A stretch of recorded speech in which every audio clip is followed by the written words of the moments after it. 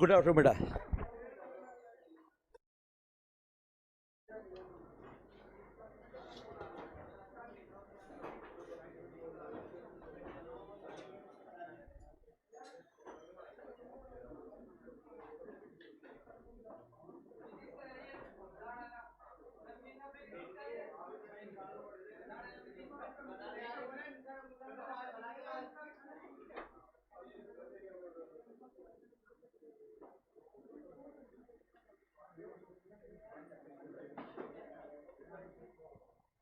हाँ भाई, कहाँ पहुंचे कल?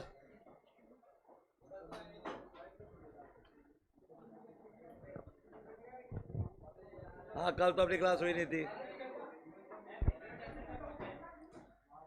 तो भाई टॉपिक क्या चल रहा था अपना? व्यापार का चक्कर।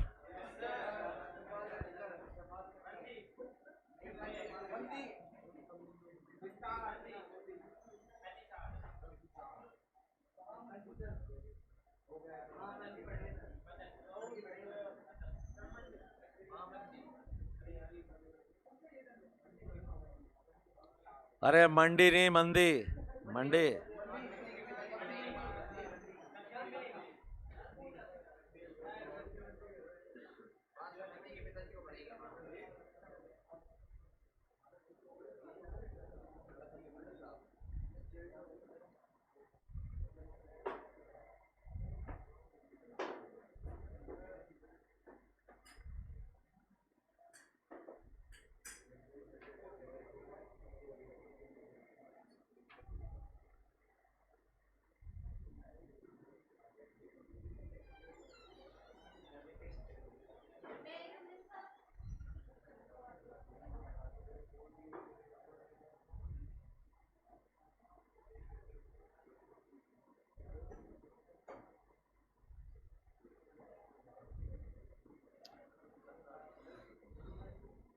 बेटा, जैसे कि हमने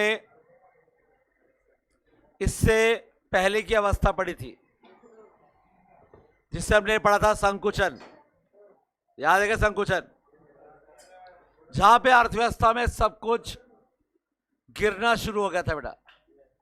उत्पादन, रोजगार, आय, व्यय सब गिर रही है बेटा। और गिरते गिरते गिरते वो पहुंच गए मंदी पर। कहां पहुंचे भाई?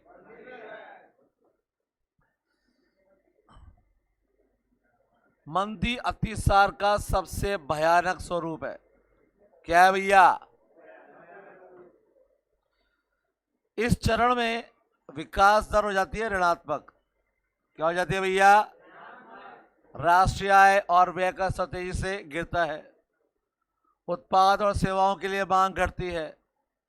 मूल्य अपने निम्नतम स्तर पे होते हैं, तेजी से घटते हैं और फर्मों को विवश करते हैं कि उत्पादन बंद कर दो। यानी घाटा इतना ज्यादा बढ़ जाता है कि उत्पादन को जारी रखना संभव ही नहीं। अर्थव्यवस्था डूब रही है बेटा। सब कुछ यहां पर कम यानी कि नीचे की ओर जा रहा है बेटा। एक क्वेश्चन एग्जाम में पूछा जाता है बेटा कि मंदी की अवस्था में सभी आर्थिक गतिविधियां अपने तली को छू जाती हैं। तली को छूना मतलब बॉटम,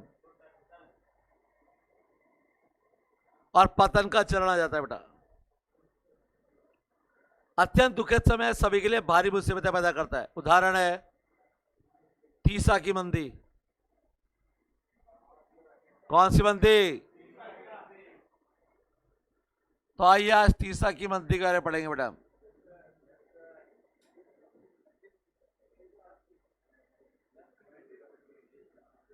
लेकिन तीसा की मंदी से पहले वापिस अभ्युदय होता है। क्या होता है बेटा? अरे अर्थव्यवस्था असीमित रूप से ऊपर नहीं बढ़ सकती, तो असीमित रूप से नीचे भी तो नहीं गिर सकती। इसके बाद वापिस कहा जाएगी, फिर ऊपर। Good good.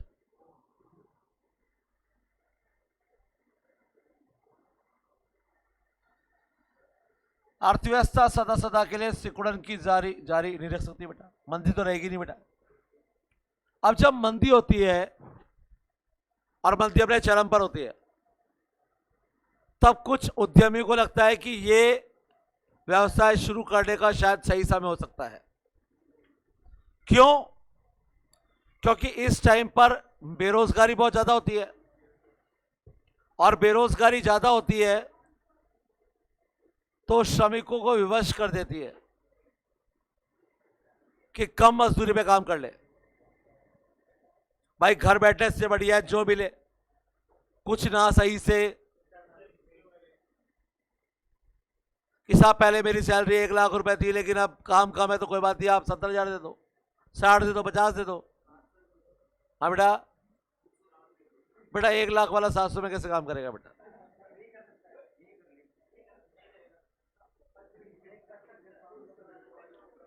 उत्पादक को पता होता है कि अभी लागतें कम लग रही हैं और अच्छा व्यावसायिक वातावरण बन रहा है, और ये वही समय है जब व्यवसाय का भरोसा उत्पन्न होता है। नए निवेश करते हैं लोग कि अभी कच्चा माल भी सस्ता आ रहा है, मजदूर भी सस्ते आ रहे हैं, तो भैया उत्पादन बढ़ाओ। साथ में जो बैंक है वो ब्याज की दरों घटा देते हैं, मंदी में ब्याज की दरों को घटा देते हैं। अब उद्यमी को मजदूर मिल रहा है सस्ता, कच्चा माल मिल रहा है सस्ता, मशीनें मिल रही है उधार पे, ब्याज कम मिल रहा है बैंक से, अगर लोन ले रहे हैं तो ब्याज कम है। ये सारा माहौल ऐसा बन जाता है जहां पर अर्थव्यवस्था में मांग बढ़ती है बेटा, जिससे रोजगार बढ़ता है, मूल्य बढ़ते हैं, और निवेश बढ़ता है तो उत्पादन भी बढ़ता है। उत्पादन बढ़ेगा तो रोजगार बढ़ेंगे, रोजगार बढ़ेगा तो आय बढ़ेगी, उपभोक्ता अपना व्यय बढ़ाएगा, व्यय बढ़ने से मांग और बढ़ जाएगी। बेटा ये एक चक्र है। क्या बेटा? एक चक्र। अगर अर्थव्यवस्था में मांग ज्यादा होगी तो उत्पादन घटेगा कि बढ़ेगा? उत्पादन बढ़ेगा तो रोजगार, रोजगार बढ़ेगा तो आय, आय बढ़ेगी तो व्यय, व्यय बढ़ेगा तो मांग बढ़ेगी तो उत्पादन और ज्यादा, उत्पादन और ज्यादा, आय और ज्यादा। सिंपल है बेटा। तो तेजी तेजी तेजी, तो बेटा ये अर्थव्यवस्था बढ़नी शुरू हो गई बेटा। यहाँ पर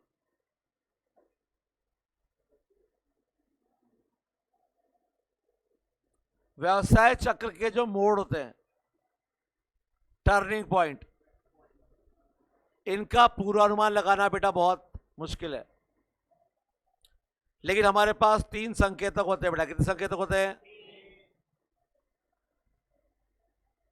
तो पूर्वानुमान लगाने के काम आते हैं बेटा हमारे, और इसे हम क्या कहते हैं? संकेतक। क्या कहते हैं बेटा? इंडिकेटर। जानते हो क्या इंडिकेटर?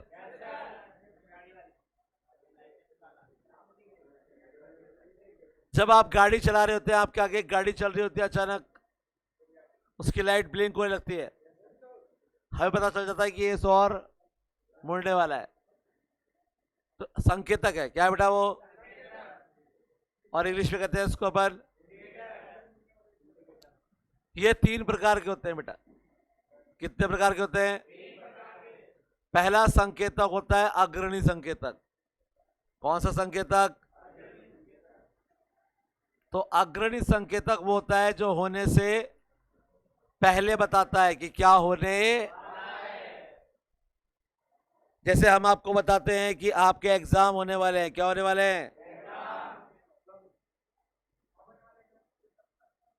अरे कभी तो होंगे, तो हम होने से पहले बताएंगे आपको। तो कौन सा संकेतक हो गया भैया वो?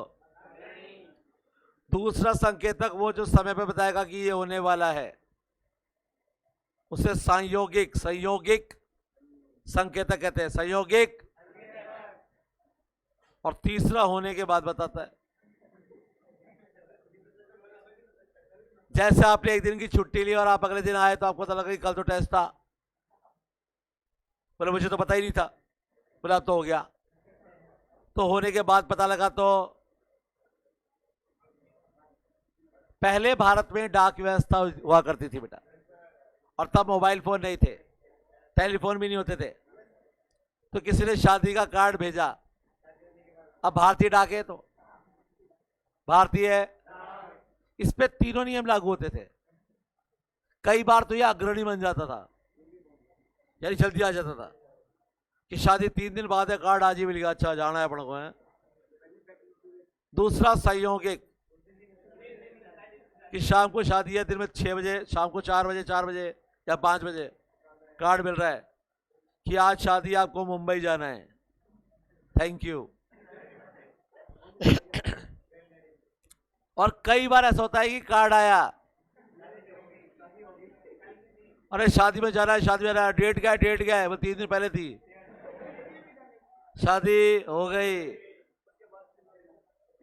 उसके बाद क्या आशीर्वाद, जब शादी में खाना नहीं खाया तो पैसा कहाँ का। तो संकेतक कितने होते हैं बेटा? तो एग्जाम में क्वेश्चन ऐसे ही आएगा, वो संकेतक जो होने से पहले बताया बेटा कौन सा होता है, वो अग्रणी संकेतक, और जो वर्तमान में बताया बेटा वो, और जो बाद बताया वो पिछलग्गू। पिछलग्गू कौन सा होता है? हाँ पिछलग्गू, अरे लड्डू नहीं।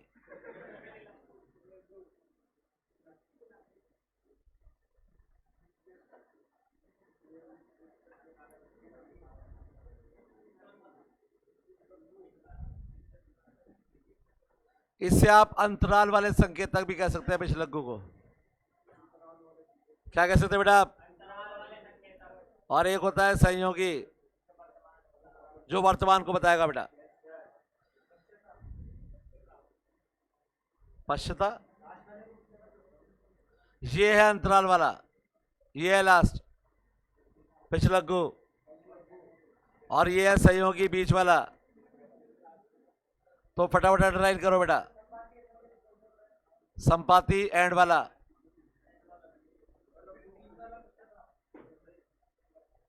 उसको संपाती लिखा हुआ है क्या इसमें, सहयोगी को?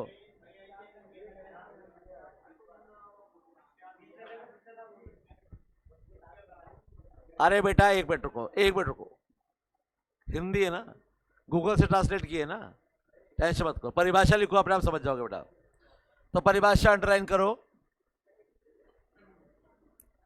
वे चर जो वास्तविक उत्पादन के बदलने से पहले बदलते हैं उसको लीडिंग इंडिकेटर कहते हैं।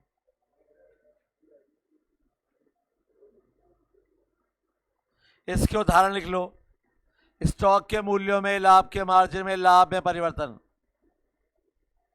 ये सब पहले बताए देते हैं बेटा अपन को। तो इसके एग्जाम्पल पूछ रहे तो स्टॉक के मूल्य में परिवर्तन, लाभ के मार्जिन में परिवर्तन, सूचकांकों में परिवर्तन, ये सब कौन सा है बेटा? लीडिंग, यानी कि अग्रणी,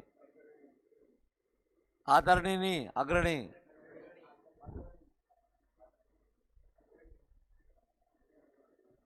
दूसरा अंतराल वाले संकेतक, यानी कि होने के बाद बताएंगे, ऐतिहासिक निष्पत्ति को बता रहे हैं। जैसे रोड पे किसी का एक्सीडेंट होने के बाद लोग खड़े थे ना बताने के लिए वहां पे कि दुर्घटना कैसे हुई, वही है बेटा ये। इन संकेतकों में परिवर्तन आर्थिक प्रवृत्तियां पैटर्न के घटित हो चुकने के बाद ही दृश्यमान होते हैं। अर्थात दूसरे शब्दों में वे चर जो वास्तविक उत्पादन के बदलने के बाद बदलते हैं लैगिंग इंडिकेटर कहलाते हैं। अंतराल वाले पिछलग्गू। तीसरा होता है संयोगिक या संगामी, जो व्यावसायिक चक्रों के आवागमन के साथ साथ घटित होते हैं बेटा, साथ साथ, ना पहले तुरंत। क्लियर है क्या बेटा?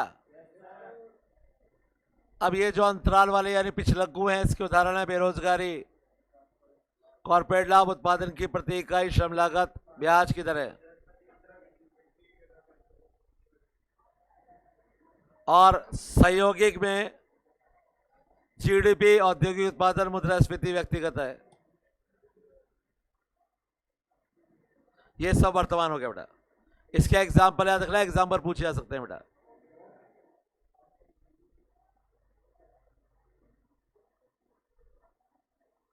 आइए व्यावसायिक चक्रों के उदाहरण देखिए बेटा।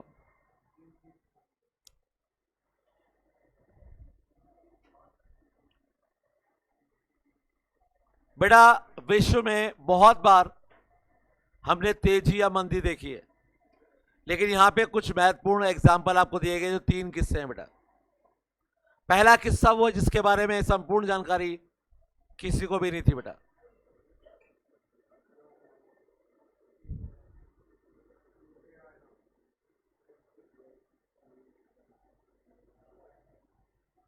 आपको जानकर हैरानी होगी कि व्यष्टि और समष्टि शब्दों का प्रयोग पहली बार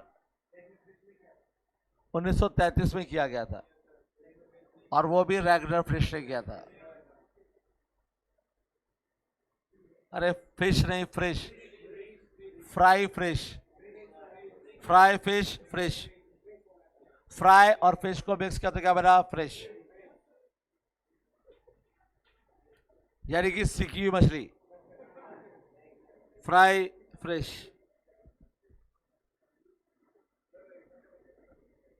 1936 में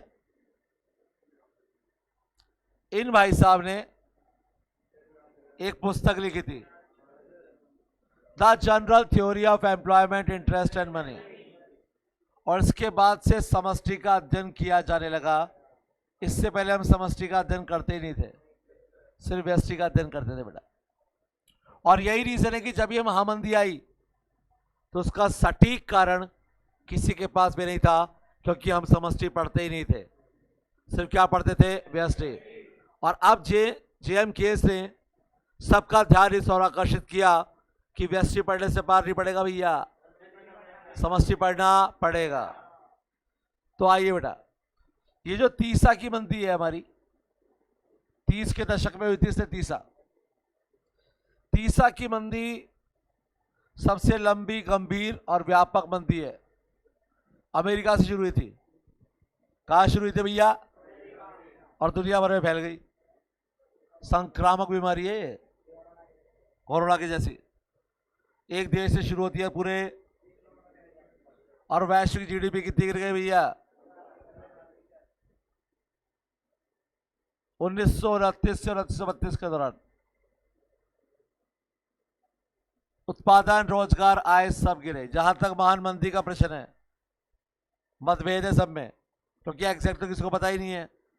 इन्होंने कहा कि इसका सबसे बड़ा कारण था समग्र मांग की कमी, यानी कुल व्यय घट गया लोगों का। मौद्रिक अर्थशास्त्रियों का मानना था कि भारी मंदी, अन्य अर्थशास्त्री मानते हैं कि मुद्रास्फीति, भारी ऋणग्रस्तता या निराशावाद। किसी के पास कोई रीजन नहीं है। अब इसका कारण चाहे कुछ भी रहा हो, लेकिन दुनिया भर में मुसीबत का दौर फैला दिया इसने। उत्पादन, रोजगार, आय, व्यय सभी खत्म हो चुके थे बेटा, और 1933 में जाके ठीक होने लगी थी अर्थव्यवस्था। हाँ बेटा, मतलब क्लासिकल, तो क्लासिकल अर्थशास्त्री तो है बेटा सारे, जो जॉन मेनार्ड कीन्स से पहले के ना, सारे क्लासिकल है बेटा। मिडवे जानते हो? मिडवे, मिडवे मतलब मध्य। इंटरवल जानते हो? इंटरवल, तो इंटरवल जो है ना, इकोनॉमिक्स का इंटरवल ये है बेटा। इससे पहले वाले सारे क्लासिकल है, और इसके बाद के सारे नवीन है बेटा। तो इसके बाद जो आए वो कौन थे? नवीन। पहले आए वो कौन थे? क्लासिकल। क्योंकि दुनिया को बदला किसने? बताओ। और अर्थशास्त्र के जनक हैं 2000 का सूचना प्रौद्योगिकी बुलबुला फटा।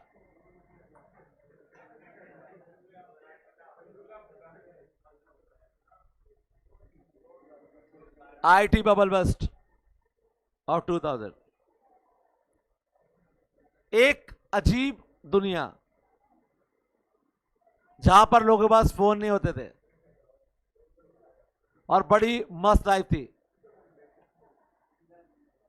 आप घर से निकल गए मतलब निकल गए, अब कोई आपको ट्रेस नहीं कर सकता।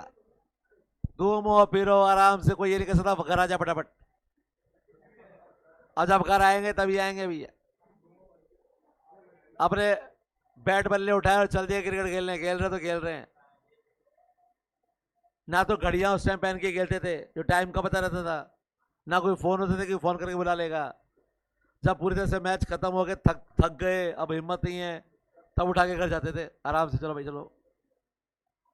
बढ़िया लाइफ थी। फिर आए फोन और हमारी दुनिया बदल गई बेटा।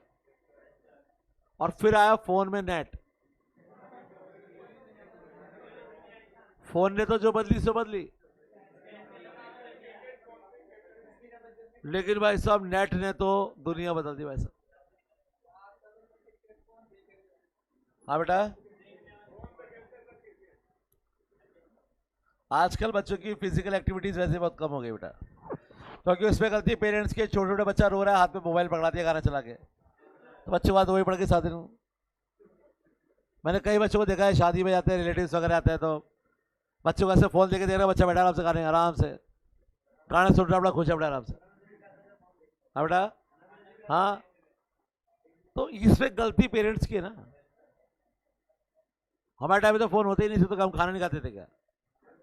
और ये सब कहने की बात होती है, बच्चे को भूखा छोड़ दो, उसको भूख लगेगी ना, अपने आप खाएगा वो।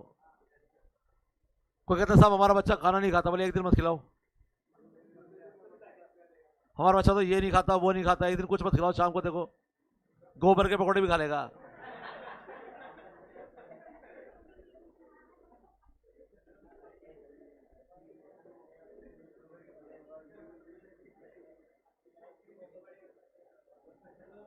आपने कभी गोबर नहीं खाया? दुनिया में ऐसा कोई इंसान नहीं जिसने गोबर ना खाया हो। मंदिर में भभूति खाई यार, बाटी नहीं खाई क्या? बाटी नहीं खाई कभी तुमने? बाटी नहीं खाई, मंदिर में भभूति नहीं खाई।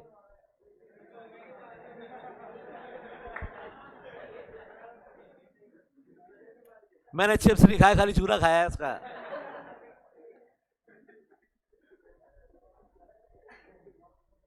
ये वो टाइम था जब दुनिया को नेट मिला।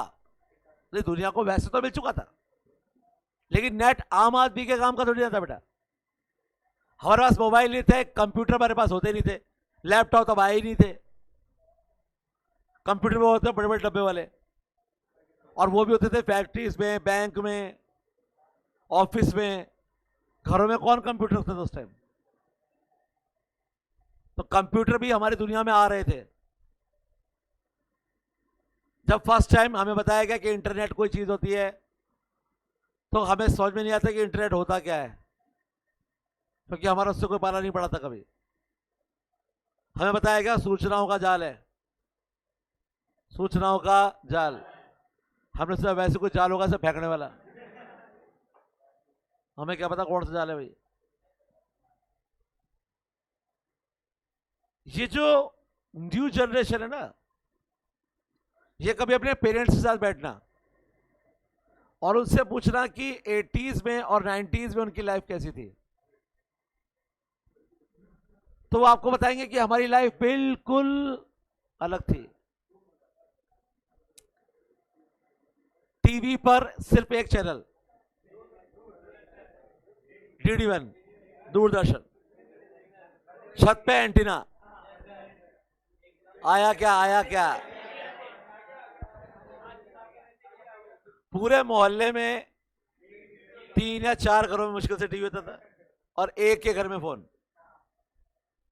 बाकी नीलबट्टे सन्नाटा। पूरा मोहल्ला एक के घर में बैठ के टीवी देखता था, चाय कॉफी और पी के जाता था फ्री में। जिसके घर में टीवी है उसके बर्डन होता था कि पूरा मोहल्ला आएगा, चाय पिलानी है उसको, बिस्किट से मंगा लो, फिर बोलेंगे खाली चाय पिला दी। बेटा पार्ले जी सदाबहार है बेटा, आज से क्या पार्ले जी बेटा, कब से बेटा पार्ले जी? तो आपके लिए क्या वहां पे क्रीम बिस्किट मंगाएंगे क्या? सिंपल पार्ले जी मंगाओ, खाओ। और हम कई बार बैठ के सोचते थे कि टीवी में चैनल क्यों है घुमाने वाला, कहीं भी घुमा लो आएगा तो DD1, और तो कुछ चैनल है ही नहीं। 7 या 8 चैनल होते थे उसमें, इसमें 7-8 पे सिर्फ बरसात आती थी, और एक पता था DD1। और हमने वो झेला है हमने। हफ्ते में एक बार एक पिक्चर आती थी, और संडे को ऐसी आती थी काली पीली, टीवी ब्लैक एंड व्हाइट, और पिक्चर वो आती थी सन 57 की। वो भी इंटरेस्ट से देखते थे हम लोग। अगर 6-7 साल पुरानी कोई पिक्चर आ जाए तो लोग कहते नई पिक्चर आ रही है, इतनी जल्दी टीवी पे आ गई बताओ, अभी तो आई थी 6 साल पहले। तो वो दौर में जिए हम लोग। वो भी अगर किसी नेता या किसी मंत्री की अगर मृत्यु हो जाए तो 3 दिन तक टीवी पे कुछ नहीं आता था। शहनाई वादन, उस्ताद बिस्मिल्लाह का 3 दिन तक। बोले क्यों? बोले शौक है साहब। अरे शौक है तो यार हम थोड़ा शौक मनाएंगे यार, मरने वाला मर गया, हम क्या करें यार, हमें तो टीवी पे दिखाओ। वैसे गिनती के प्रोग्राम आते थे बेटा, और वो अगर कहीं संडे के आसपास मर जाए तो तकलीफ ज्यादा होती थी। संडे सुबह रामायण भी तो आती थी, सुबह रामायण, हाँ, शाम को पिक्चर। संडे में से होना चाहिए। पूरे हफ्ते लाइट ना आए कोई दिक्कत नहीं है, संडे को लाइट ही जानी चाहिए। कई बार चली जाती थी बेटा। बच्चों का आईक्यू लेवल उतना ही होता था उस टाइम।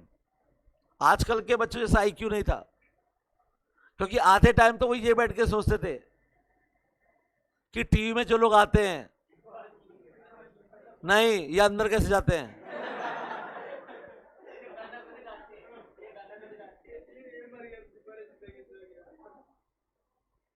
तो आप सोच सकते हो आईक्यू लेवल ये था कि आधे टाइम बच्चा टीवी देखता था, यार ये आते कहां से है यार, और फिर जाते कहां से, रास्ता कहां है इसका, टीवी खोल के देखूंगा एक बार मैं। तो मतलब ये आईक्यू लेवल। और फिर आया आप लोगों का दौर, जिन्होंने सब कुछ बचपन से देखा है। लेकिन ये टाइम था जब हमने पहली बार मोबाइल देखे थे। ये टाइम था 1997, 98, 1997। अगर आपकी बुक में भी 77 है तो फिर ठीक है बेटा।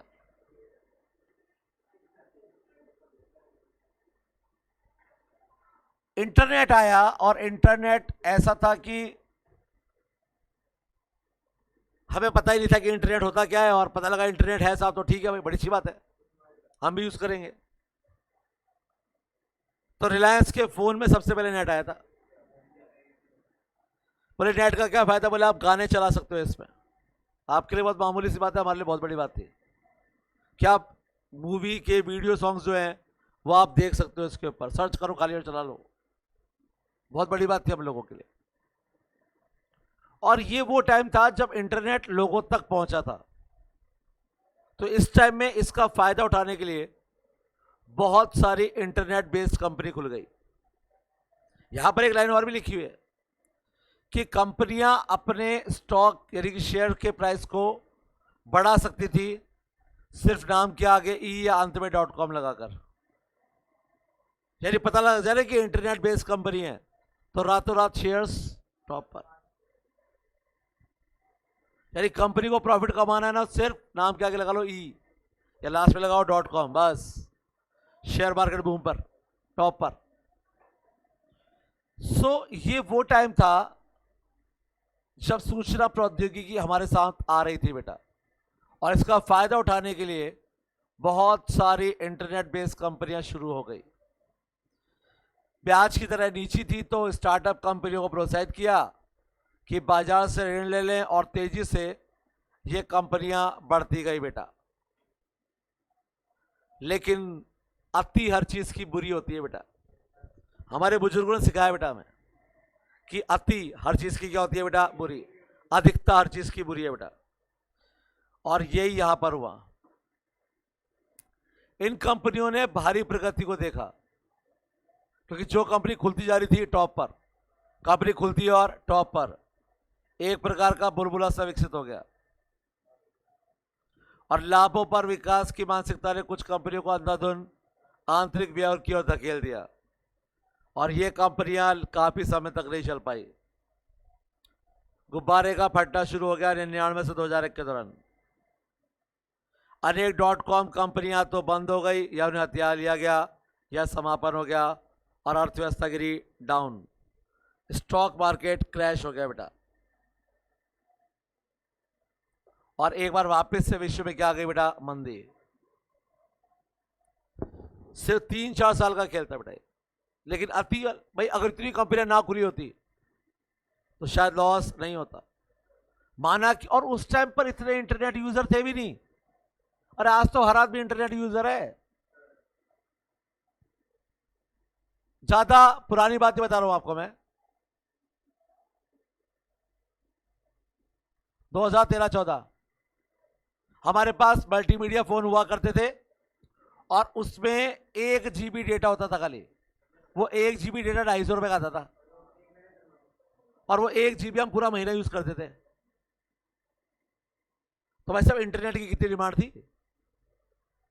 ये थी इंटरनेट की डिमांड कि एक महीने में कितना, 1 GB, रोज का नहीं, टोटल 1 GB। आज की डेट में आपको 1 GB डेटा मिले तो, अरे हमारे टाइम में तो 1 GB यूज भी नहीं होता था, क्योंकि हम लोग क्या करते थे, दिन में 1 या 2 बार फोन का नेट ओपन करते थे।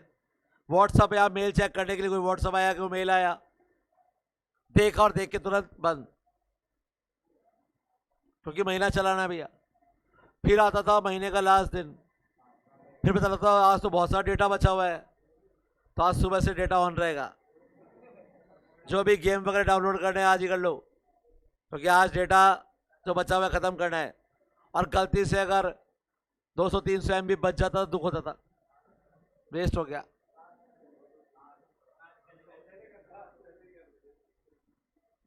बेटा ऐसा होता है बेटा, कई बार क्या है कि सब्जी कम होती है ना, तो हम शुरू से कम कम खाते हैं बेटा, एंड में ज्यादा बच जाती है, फिर सोचता है पहले ही ढंग से खा लेता, इतनी बच गई बेटा, फिर एंड में एक में ही सारा लपेट के। और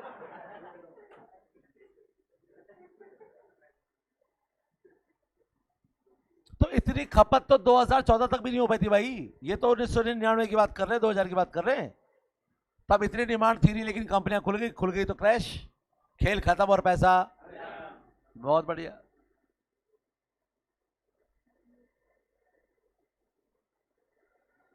इसका अगला है बेटा हाउसिंग बबल बस्ट, यानी कि अब घरों का जो बुलबुला है बेटा वो फटा बेटा। अब क्या हुआ कि जैसे ये मार्केट क्रैश हो गया तो सरकार को तो टेंशन होगी बेटा, उन्होंने वापस ब्याज की तरह कर दी कम, ताकि लोग लोन लेके वापस से बिजनेस कर सके। लेकिन अब की बार अमेरिका में लोगों ने लोन लेके बिजनेस नहीं किया, प्रॉपर्टी खरीदी, प्रॉपर्टी की वैल्यू बढ़ गई, प्रॉपर्टी की वैल्यू बढ़ गई।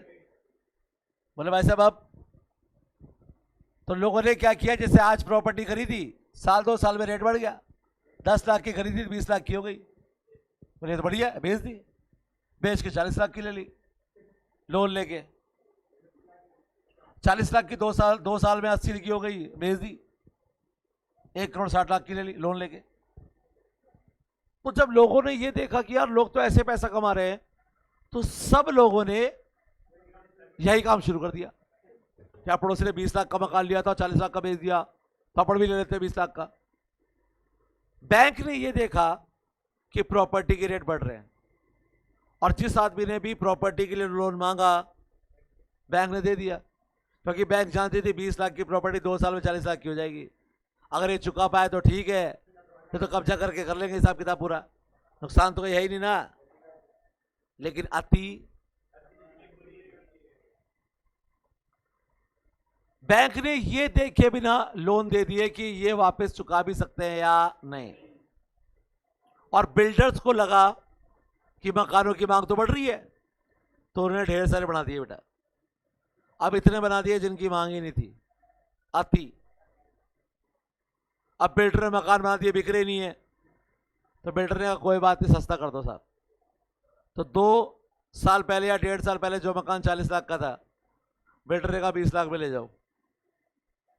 यानी मार्केट में जो मकान 40 लाख का था, उसकी वैल्यू सीधी कितनी आ गई, 20 लाख। और आदमी ने क्या सोच के लिया था कि 40 का ले रहा हूं, 80 का बेच के निकल लूंगा मैं, तो 40 बैंक को दूंगा, 40 में अपनी पार्टी। अब 40 लाख के मकान की वैल्यू कितनी हो गई, 20 लाख। प्रॉपर्टी हो गई 20 लाख की वैल्यू, और बैंक को कितने चुकाने पड़ेंगे, 40 प्लस इंटरेस्ट 40, कितने। तो बोले भाई साहब ये तो नुकसान है। तो ऐसे लोगों ने, और ऐसे क्या लगभग सभी लोगों ने किस्तें देना बंद कर दिया।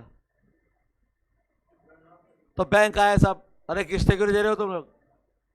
बोले भाई साहब लोन किस बेस पे दिया था? ये लो चाबी, तुम जानो और प्रॉपर्टी जानो। मैं आप पढ़ो तो कोई ले जाना ही नहीं है यहाँ से। तुम जानो तुम्हारी प्रॉपर्टी जा रही, चाबी पकड़ो, कल से अपना कोई ले जाना नहीं है। भाई साहब बैंक के साथ ये प्रॉब्लम आई कि 90% लोगों ने किस्त देना बंद कर दिया। और बैंक का जेब का पैसा नहीं होता भाई साहब, वो पब्लिक का पैसा होता है। वो बैंक जो ऋण देती है खुद का पैसा होता है उसका। आप जो बैंक में जमा कराते हो वही आपको क्या देते हैं वो लोग? ऋण।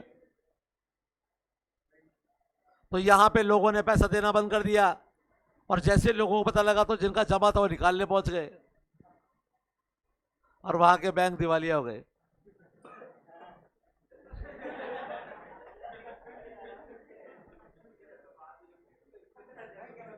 और हाँ, कहां से लाएंगे भैया? लोगों ने 100 करोड़ जमा कराए। कितने करोड़ जमा कराए? उनका 80 करोड़ करोड़ ने क्या बांट दिया? लोन। कितने बचे बेटा? 20। लोगों ने देने से मना कर दिया, और जिनका जमा है वो मांगने पहुंच गए। कहां से लाए भाई? स्टैंड में क्या किया? बोले हैंड्स अप, हमारे बस की बात नहीं है। और डूब गई बेटा।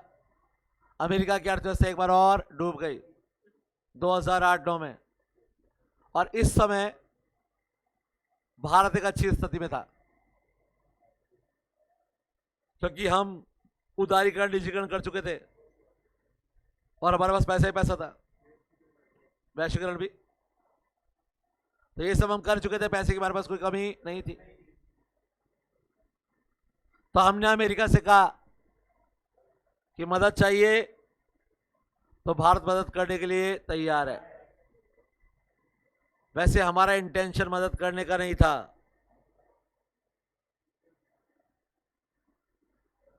आज अंबानी को लॉस हो जाए, क्या हो जाए? और एक आम आदमी जाके उसको बोले भाई तू घबरा मत, 5-10 हजार चाहिए तो मेरे से ले ले यार, क्यों घबरा रहा यार था यार। तो वही हालत थी बेटा। लॉस किसको हुआ था और हेल्प कौन कर रहा था? खुद की तो हालत खराब हो जा रही है। हम जानते थे कि वो हमारी मदद नहीं लेगा, लेकिन मजे लेने में क्या जाता है। और वो बोलता ठीक है मदद दे दो तो ले ले 10 लाख 20 लाख, चल 25, तू भी क्या याद रखेगा, हम तो इतना ही दे सकते हैं। तो बेटा अपनी खुद की तो, बेटा विश्व में कर्जा लेने में तीसरी रैंक है हमारी। हम खुद कर्जा लेके जी रहे हैं, दूसरों कहां से देंगे बेटा हम? लेकिन मजे लेने में क्या जाता है। हम जानते थे कि वो मदद लेगा ही नहीं, तो इस टाइम ने भी ऑफर किया था कि मदद चाहिए तो आराम से ले ले यार, कितने चाहिए? 2, 5, 10 रुपए यार, क्या है उसके लिए। तो आइए बेटा, तो यहां पर आपने देखा कि अभी अभी यहां पर प्रौद्योगिकी बुलबुला फट गया था, और अमेरिकन अर्थव्यवस्था मंदी की तौर पर चली गई थी। मंदी से बाहर निकालने के लिए अमेरिकन फेडरल रिजर्व, जैसे भारत का रिजर्व बैंक ऑफ इंडिया है ना, वैसे अमेरिका का क्या है बेटा? अमेरिकन फेडरल रिजर्व ने ब्याज की तरह क्या कर दी बेटा?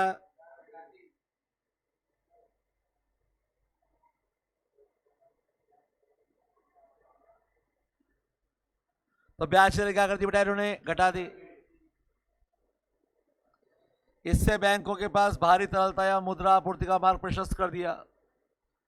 नीची ब्याज दर से क्रेडिट सस्ता हो गया और घर सस्ते हो गए। तो जिनके पास कम साख थी वो बड़ी मात्रा में घर खरीदने लगे बेटा। मतलब उनको वैसे तो लोन मिल नहीं सकता था, होम लोन ले लो कोई दिक्कत नहीं है। मकानों की बढ़ी मांग ने उनके मूल्य को बढ़ा दिया। मकानों की बढ़ रही कीमतों ने घरों और बैंकों दोनों को विश्वास करवाया कि मूल्य बढ़ते ही जाएंगे, और बैंकों के पास बहुत सारी तरलता और नए वित्तीय प्रपत्रों की उपलब्धता ने बैंकों को ऋण की साख जांचे बिना ही उधार देने की ओर धकेला। यानी जो आदमी नहीं चुका सकता उससे भी लोन दे दिया। सब प्राइम हाउस होल्ड जिनके पास पहले से अपने घर थे उनको भी दे दिया, और ऐसे लोगों को जिनके पास ना तो आय थी ना कोई संपत्ति उनको भी दे दिया। अब तेजी के दौरान मकान जरूरत से ज्यादा बन गए, और जरूरत से ज्यादा मकान बन गए तो बाजार में उसकी अधिक की आपूर्ति कारण 2006 में मूल्य घटने शुरू हो गए। मूल्य घट गए तो हाउसिंग जलजला, ये जलजला बुलबुला बना था, ये भी बेटा फट गया बेटा यहां पर। अब जिन लोगों ने बैंक में घर गिरवी रख के लोन लिया था उन्होंने किस्तें चुकाना बंद कर दिया बेटा, और बैंकों में भारी हानियां पैदा हो गई बेटा, और संपूर्ण अमेरिकन अर्थव्यवस्था व्यापक तौर पर नीचे की ओर चली गई बेटा, डूब गई बेटा।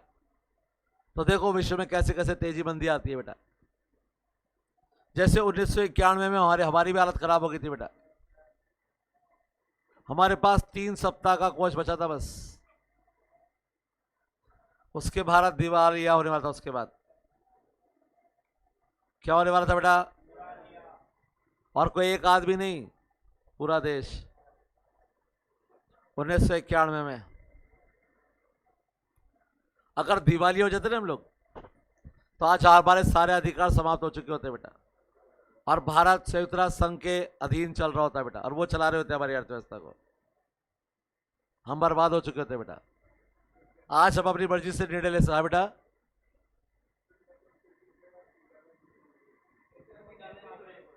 किसने निकाला?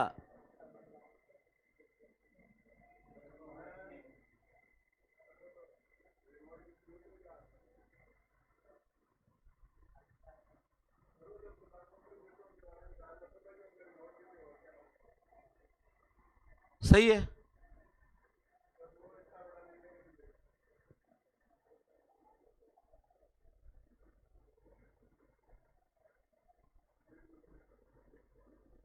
उन्नीस सौ 91 में वित्त मंत्री थे वो, प्रधानमंत्री नहीं थे बेटा।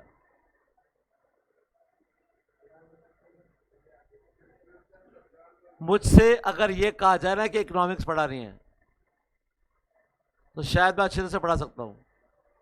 मुझे बोला जाए कल से आप स्टैट्स पढ़ाओगे यहाँ पे, ये सारे फेल हो जाएंगे। क्या आप मैथ्स पढ़ाओ? पढ़ो बेटा, 2 + 2।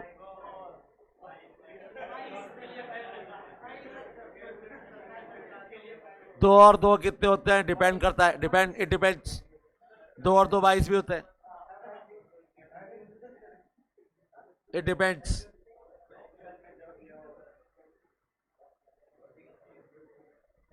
आप एक अच्छे अर्थशास्त्री हैं, आप एक अच्छे वित्त मंत्री हो सकते हैं, लेकिन आपको बना दिया गया प्रधानमंत्री, और प्रधानमंत्री भी आपको ऐसे बनाया गया जिसमें आपके पास कोई पावर थी ही नहीं। जो पावर थी वो सोनिया गांधी के पास थी। तो बेटा उस केस में आप कैसे उम्मीद कर सकते हैं बेटा? जो आदमी जिस काम में एक्सपर्ट है उससे वही काम कराइए। अगर मैं इंडिया का श्रेष्ठ अर्थशास्त्री डॉक्टर मनमोहन सिंह को कहूं तो ये गलत नहीं होगा बेटा, क्योंकि ये जो 1991 की कहानी है ना, ये मैं आपको BC के में पढ़ाऊंगा, तब आपको पता लगेगा कि कैसे हमारी अर्थव्यवस्था को निकाला गया बाहर। और इस समय अगर ये नहीं होते, प्रधानमंत्री थे doctor PV Narasimha Rao, PV Narasimha Rao प्रधानमंत्री थे और ये वित्त मंत्री थे। अगर ये उस समय हमारे वित्त मंत्री नहीं होते ना तो अर्थव्यवस्था दिवालिया हो जाती वैसे हमारी। एक बात अच्छे से याद रखना बेटा, इंटेलिजेंट बच्चा 70-80 पे रहा, उसको 100 पे ले जाना बड़ी बात नहीं है बेटा। जो यहां पर है 20, इसको 60 पे ले जाना बड़ी बात है। तो हमारी अर्थव्यवस्था यहां पे थी उस टाइम, सिर्फ 3 सप्ताह का टाइम था हमारे पास, 3, और उसके बाद दिवालिया थे हम लोग। लेकिन आपकी अर्थव्यवस्था को दिवालिया होने से बचाया डॉक्टर मनमोहन सिंह ने। कैसे बताया वो आपको BC में पढ़ाऊंगा बेटा। तो आइए व्यवसाय चक्र के लक्षण जो पढ़ेंगे अपन कल। तो कल आपका चैप्टर फाइनली समाप्त। मजे करो बेटा। और परसों वैसे भी सैटरडे है, 5 सैटरडे मान की लॉन्च।